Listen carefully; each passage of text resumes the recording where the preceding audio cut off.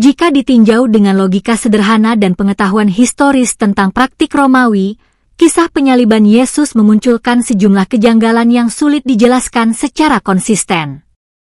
Misalnya durasi penyaliban yang sangat singkat padahal korban penyaliban biasanya bisa bertahan berhari-hari sebelum mati.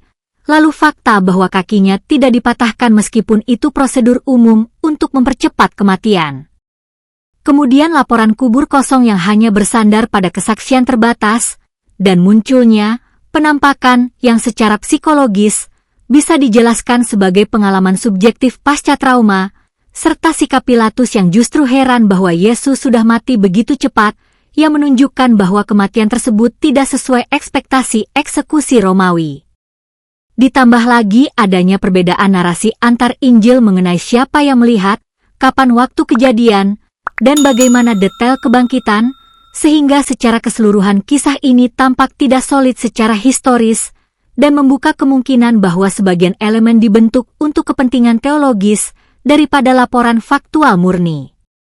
Agar Anda memahaminya, berikut ini pendapat Notebook LM.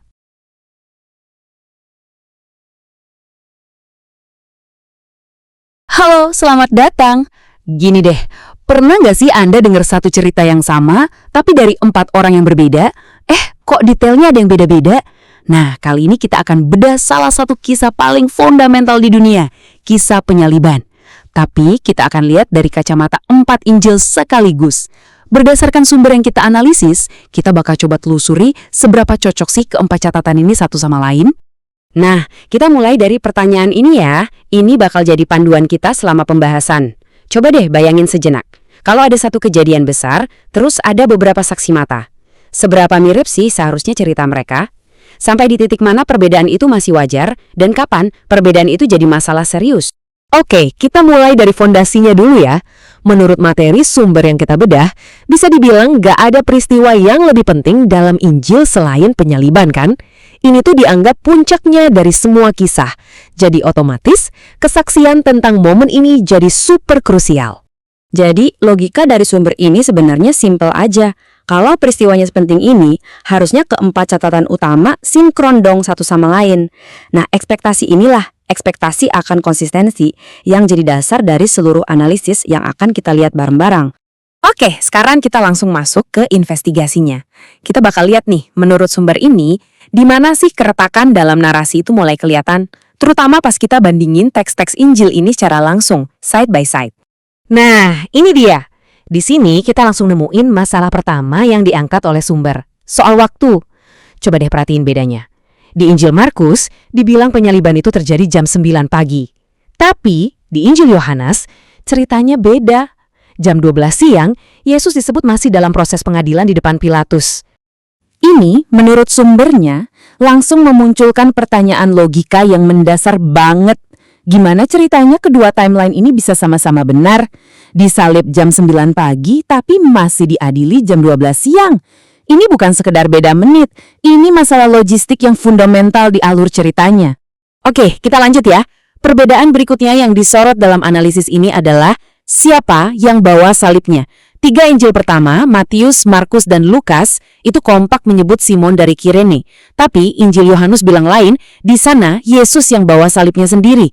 Jadi kita punya 2 versi yang beda banget untuk satu tindakan yang sangat penting. Sekarang kita geser ke saksi pertama di makam yang kosong. Nah, sumber ini menyajikannya dalam tabel, biar kita gampang bandinginnya. Lihat deh variasinya. Matius bilang ada 2 orang. Markus sebut 3. Lukas cuma bilang para perempuan, jadi nggak spesifik jumlahnya. Dan Yohanes cuma Maria Magdalena sendirian. Sumber ini menekankan, ini bukan detail sepele loh, ini soal identitas saksi kunci. Dan ternyata bukan cuma jumlah saksi manusianya yang beda. Analisis sumber ini juga nunjukin perbedaan soal siapa atau apa yang ada di dalam makam. Jumlahnya beda-beda. Ada yang bilang 1, ada yang bilang 2. Deskripsinya juga beda. Ada yang bilang malaikat, ada yang bilang orang muda, ada juga yang bilang laki-laki. Jadi detail-detail kuncinya terus berubah. Tapi gimana dengan momen puncaknya? Oke, sekarang kita masuk ke salah satu momen paling dramatis yang disorot oleh sumber ini. Kata-kata terakhir di kayu salib. Versi pertama, menurut Injil Markus, adalah sebuah seruan yang rasanya penuh keputusasaan. Sebuah pertanyaan yang dalam banget dan penuh penderitaan yang ditujukan langsung kepada Tuhan. Tapi coba kita lihat Injil Lukas. Gambarannya beda banget. Kata-kata terakhir di sini bukan pertanyaan, tapi justru sebuah pernyataan penyerahan diri dan kepercayaan penuh. Nadanya benar-benar beda total. Dan yang terakhir, versi Injil Yohanes. Singkat, padat, dan penuh makna.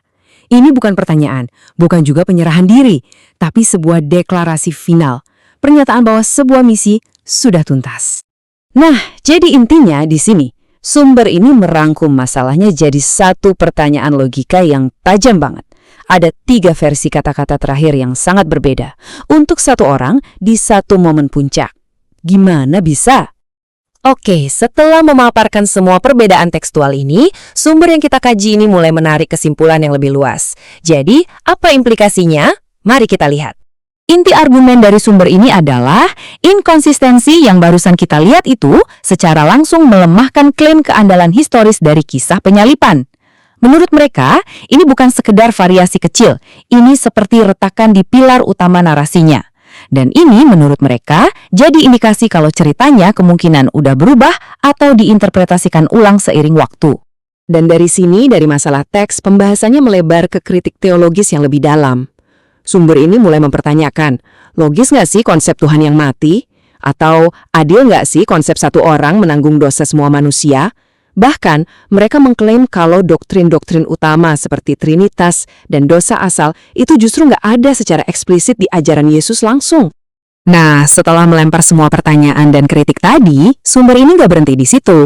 Mereka kemudian menawarkan sebuah perspektif alternatif yang mereka anggap sebagai jawaban atau solusi dari semua masalah yang sudah diangkat. Di sini kita bisa lihat perbandingan yang dibuat oleh sumber. Di satu sisi, ada pandangan mereka tentang doktrin Kristen yang menurut mereka punya kompleksitas dan kontradiksi tekstual seperti yang sudah kita bahas. Nah, di sisi lain, ada doktrin Islam yang menurut mereka menawarkan narasi yang lebih simpel dan konsisten secara logikal untuk peristiwa yang sama. Dan inilah kesimpulan akhir dari sumber tersebut. Mereka berpendapat, kalau dilihat dari kacamata logika murni, narasi versi Islam itu lebih kokoh.